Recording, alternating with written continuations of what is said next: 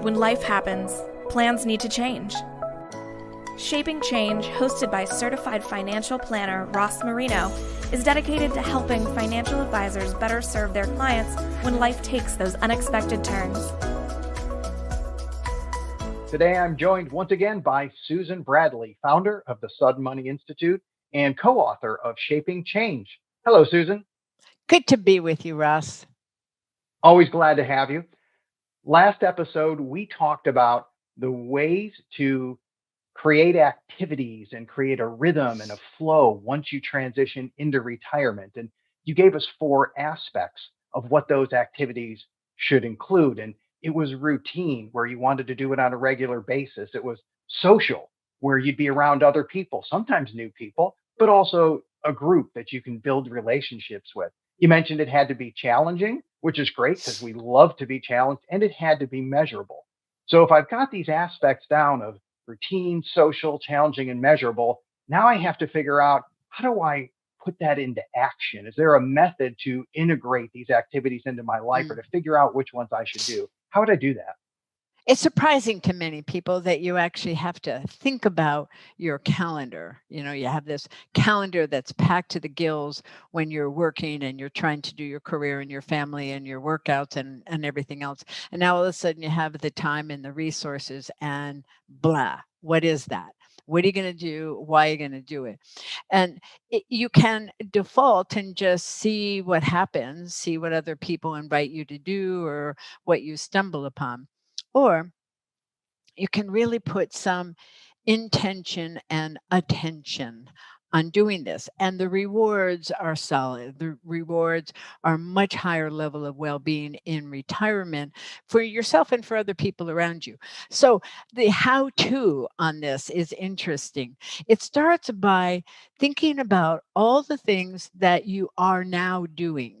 So don't worry about the new things you might add, but just what are you doing now? How does the day work? How does your week work? How does your month work? Are there routines? Are there cycles? Is there something that's repetitive or something that's always met and always missed? So spend some time. It isn't necessarily a one and done. And then when you've made that list, then you can go down the 4 things. Is this really routine? Doesn't have to be daily, whatever the routine is, something repeatable. Is it social? Think about, well, who do you interact with? Is it different kinds of people or what?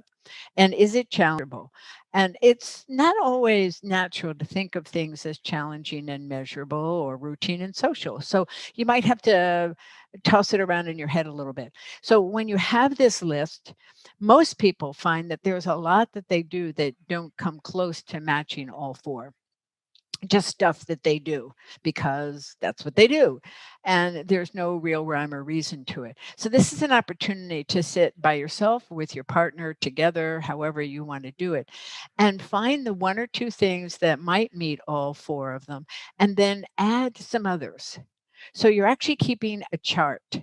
It really helps to do this in a methodical way for at least the first couple of months. Keep a chart and make sure that you are doing it. Just review it. See if there's something else. Just play around with it. Make it fun. This isn't another type of work.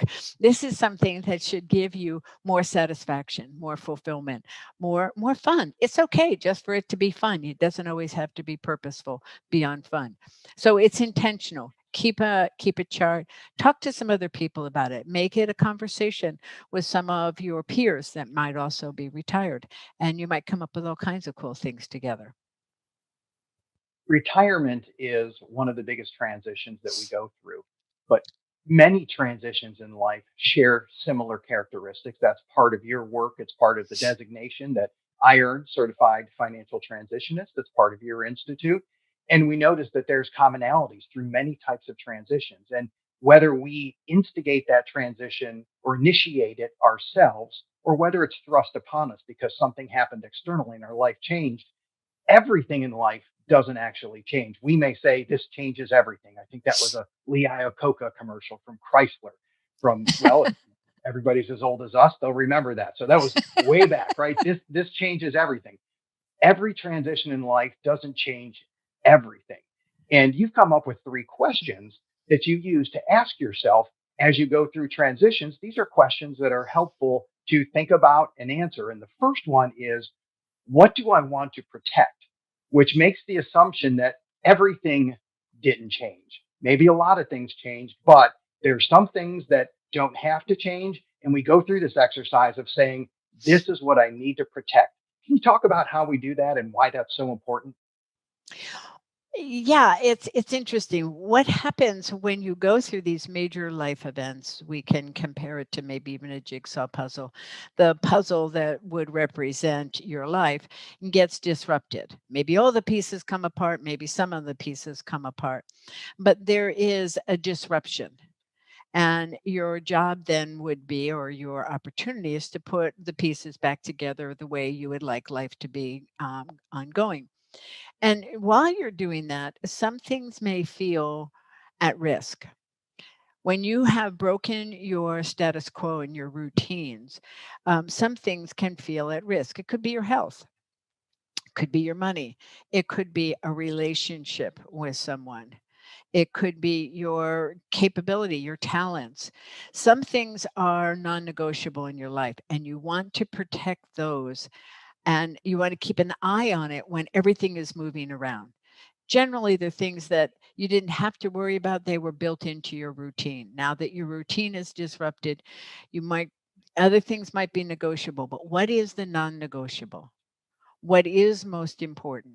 So let's say that it's a relationship, and let's say maybe it's your spouse. So that relationship with your spouse you want to protect. Now, when you're putting your life back together, if it was your life that disrupted, not your joint life, you're really, both of you are being challenged by it.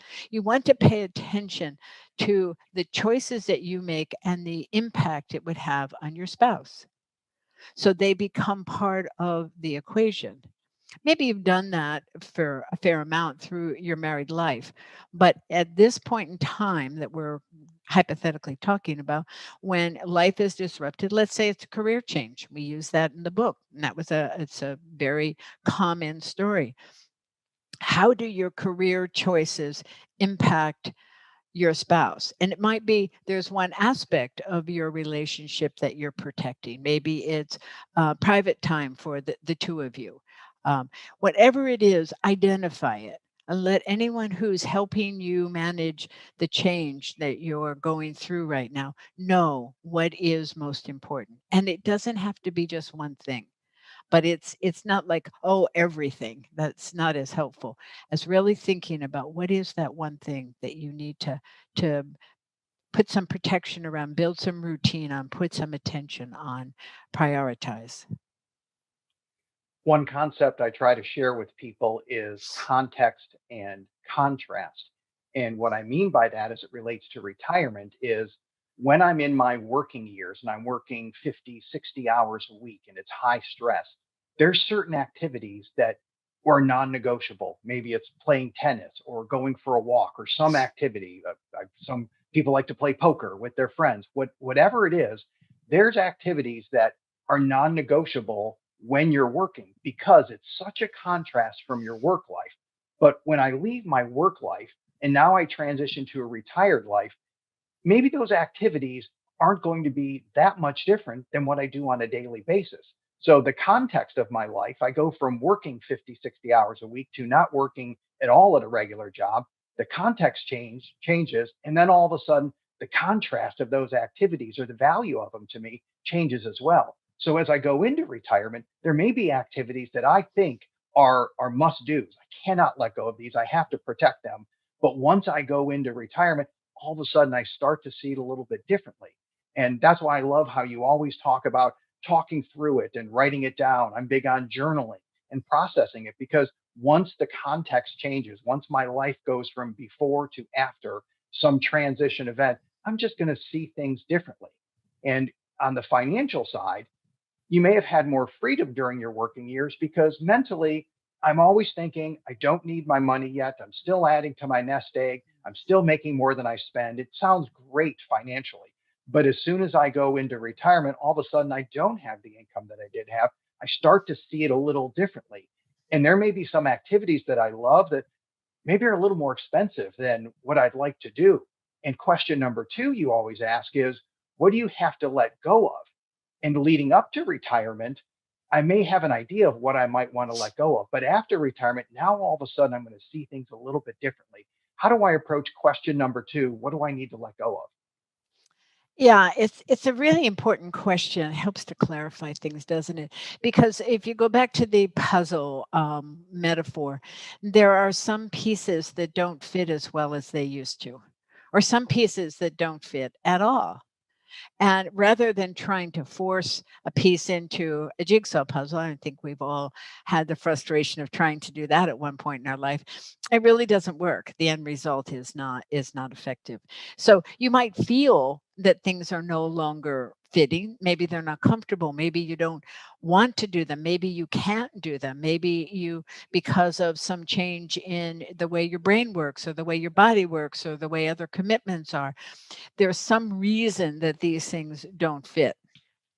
And it doesn't make a lot of sense to try and keep making them fit. You can try some adjustments, but there's a real freedom in letting go and letting some things go. It doesn't mean that you can't do them. You might just choose not to do them, but create some space, create some room for something else to happen. And don't try to hold on to everything that you had before or you think you should have now that you're retired.